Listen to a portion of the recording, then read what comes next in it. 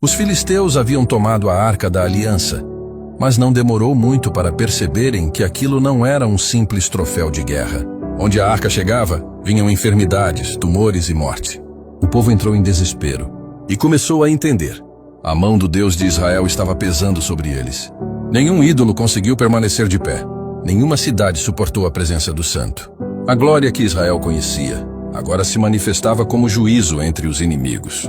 Depois de 7 meses de tormento, os príncipes dos filisteus convocaram seus sacerdotes e adivinhos e perguntaram: o que faremos com a arca do Senhor?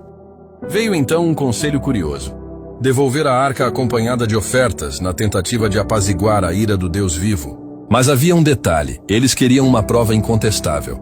Precisavam saber se tudo aquilo vinha de fato da mão do Senhor de Israel ou se não passava de um terrível acaso. Foi então que decidiram algo inusitado. Mandaram preparar uma carroça nova e escolheram 2 vacas que tinham acabado de dar cria.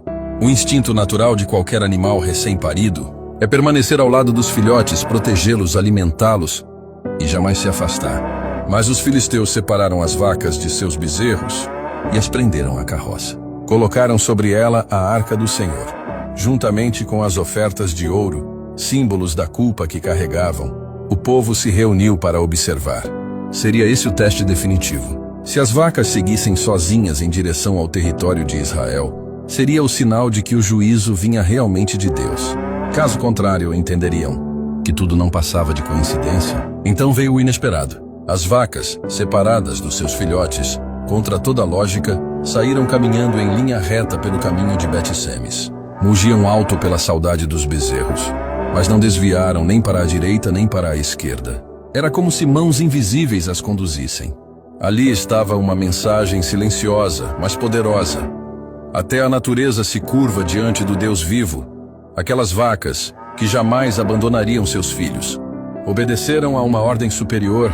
O instinto foi vencido pela soberania divina. A saudade se fez ouvir em seus mugidos, mas seus passos obedeciam a um propósito maior. Os príncipes filisteus seguiram atrás até a fronteira, vendo com os próprios olhos aquilo que era impossível negar. Não era acaso, não era sorte, não era destino, era Deus. Era o Senhor guiando a sua própria arca, mostrando que a sua presença não depende da força humana, nem de estratégias, nem de tradições. É Ele quem conduz o seu trono. E assim, diante do espanto dos inimigos, a arca voltou para Israel, não levada por guerreiros, não carregada por sacerdotes, mas conduzida por vacas obedientes à ordem invisível do Criador. E no fim, fica uma verdade que atravessa os séculos. Deus não perde o controle da sua glória. Mesmo quando homens pensam tê-la capturado, é o próprio Senhor quem decide quando, como e por quem ela será conduzida. A arca voltou não pela força de Israel, mas pela soberania de Deus. Ela caminhou sobre uma estrada de obediência, mostrando que quando o Senhor ordena, até aquilo que sente dor continua avançando. Esse episódio nos ensina algo profundo.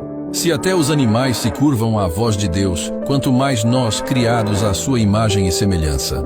Obedecer a Deus muitas vezes significa caminhar chorando, mugindo pela falta do que deixamos para trás. Significa seguir em frente, mesmo quando tudo dentro de nós clama para voltar.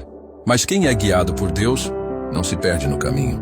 Pode doer, pode custar, mas sempre chega ao destino, porque não é a nossa força que conduz a jornada, é a mão invisível do Senhor. E quem se rende à sua vontade sempre será levado exatamente para onde Ele determinou. E que o Senhor nosso Deus continue te abençoando sempre.